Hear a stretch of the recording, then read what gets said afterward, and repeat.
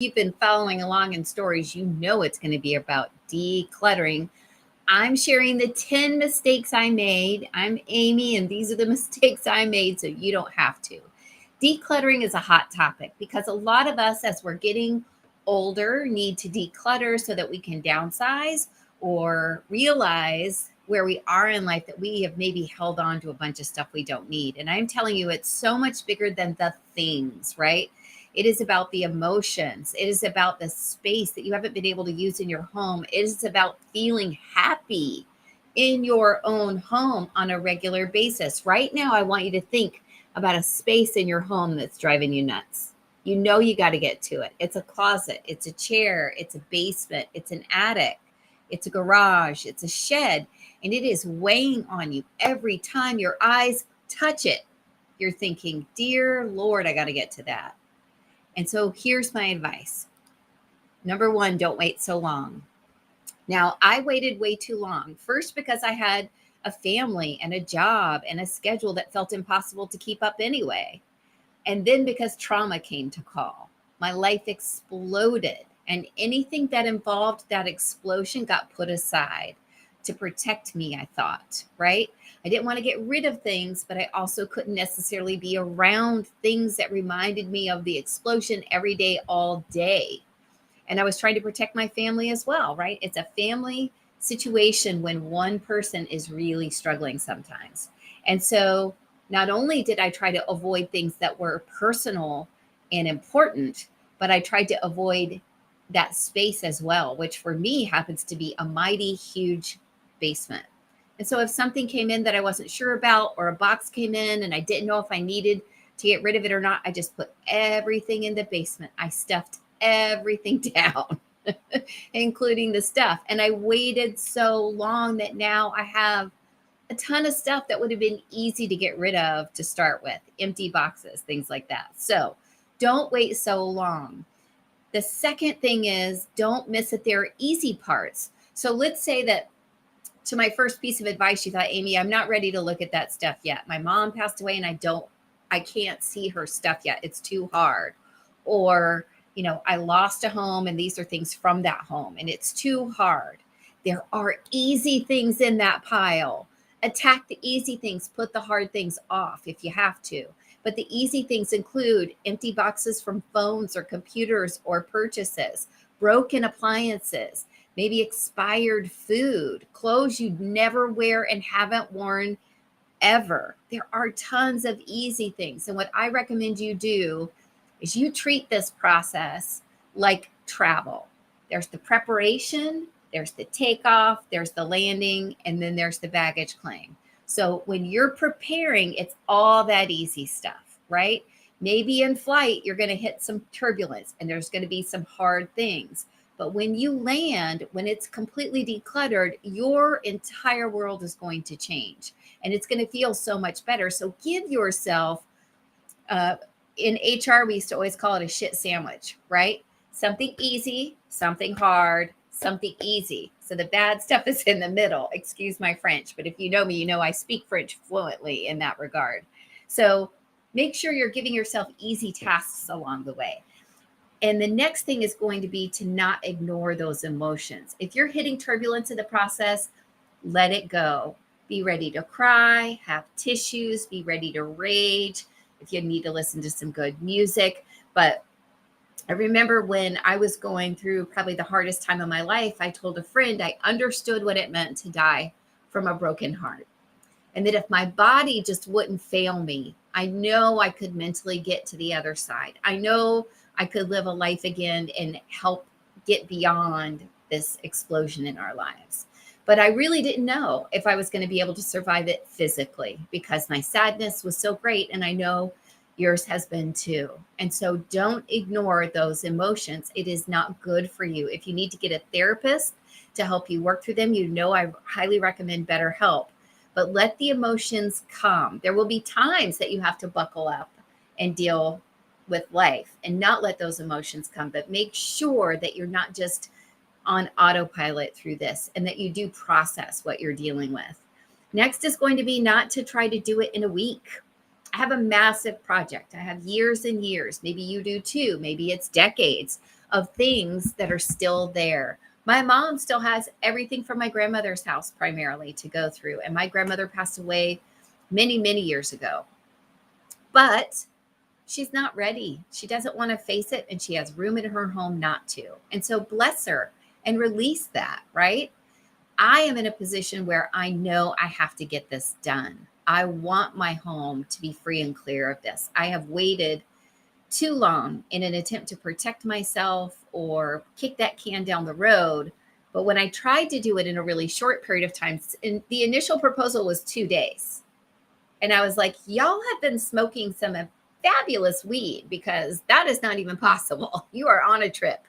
So I asked for 2 weeks. It's a little short of 2 weeks because I also have my regular life to lead in between. I have, customers, clients, work, my own businesses, the golf tournament. If you've been following along, I help with a charity golf tournament. So 2 weeks is what I decided. And I made that deadline for myself because it let me space it out. A good friend of mine, Terry Thaleen, proposed to do 90 minutes a day.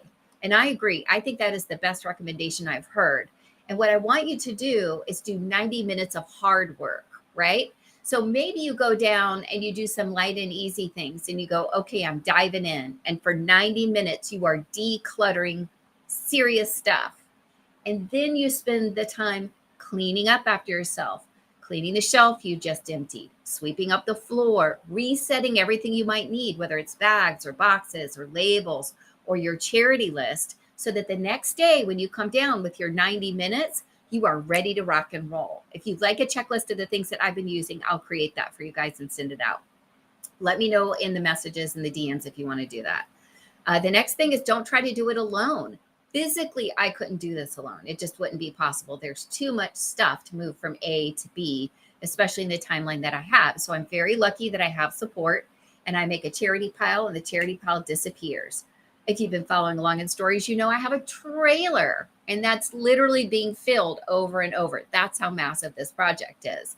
But make sure that you have somebody else. Once you've made that hard decision, charity, keep trash, let them take care of those piles for you, even if it's someone that you pay hourly to come and help get that stuff out of the way.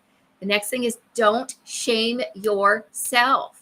You are trying here, okay? I felt a ton of shame around the mess in my basement. I was embarrassed that I'd let it get that bad. In fact, I don't think I really knew how bad it had gotten, because when I try to avoid something, I do it like I do everything else with A+ precision. Which means I had a lot to confront, right? But I stopped shaming myself and started thanking myself for starting to unpack my trauma and manage my space and work on my goal of having my total home decluttered. So if you start shaming yourself, I want you to recognize that. I'm feeling embarrassed by this mess, and I shouldn't be. It's okay. Everybody has a mess.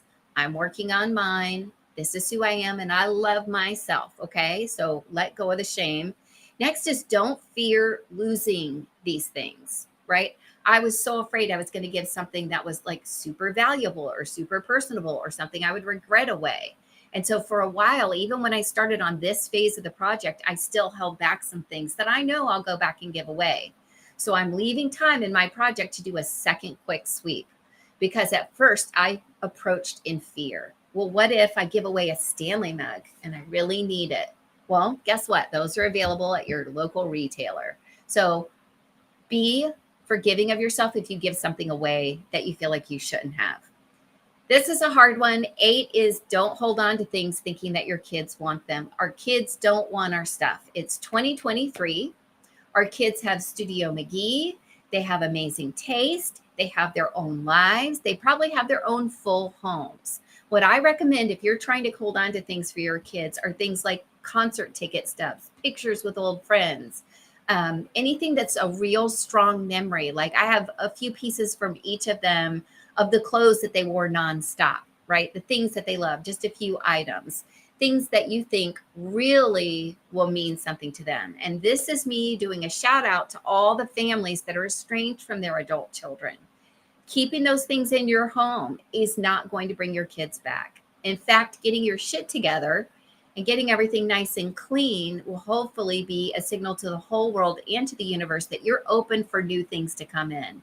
And I'm not saying that's going to reconnect you and your adult children, but I am saying holding on to that stuff isn't going to get rid of it. So my recommendation on this is to have 1 tub, 2 tubs, however much you want for each child. Maybe you've got a tub that's just all American Girl doll that they all shared. That's where I'm at, where you can save some things. But if your kids are out there and they come back to you, amen, amen, amen. I pray for you that that will happen. But if it doesn't, it's not because you held this candle, this trash, this junk forever for them, or even some precious things, right? It's not because you saved their 3rd grade notebook. And so it's going to be harder to get rid of those things, but I want you to think selectively, what would bring them joy to see again? When they came in, would they remember this Stanley mug? No, but they might remember the little ceramic Peanuts mug. So that's being saved because that was an amazing memory. And here's a picture of you with the Peanuts mug with Mimi here in their home in Tennessee. That is never going away. That will be saved forever. But think strategically about this and get additional help if you need it, because especially if you're estranged from your adult children, I know that's a whole nother kettle of fish and it's really, really hard. Next is going to be to let it be. That's my advice. Just if this advice doesn't help you, don't worry about it. Let it be what you need it to be. My mom could hear this 20 times and she still doesn't want to address those boxes from my grandmother. And I honor her for that. She gets to do that. It's her house. She gets to do what she wants to do. So I don't want you to feel pressure to do it. I don't want you to feel pressure to do it a certain way. You do you. Find what works for you and screw everybody else, right? And then last but not least, don't forget to get excited. This is something that I don't know if I just didn't want to believe it was possible. I don't know if I was stressed about the process, but I'm just now letting myself get excited about the final product. So I'm here to tell you decluttering is possible. It's not easy, and here are 10 mistakes I made. So don't you go making them yourself. Thanks for sticking with me. I know this was a long one. I hope you have an amazing night, and I look forward to seeing you back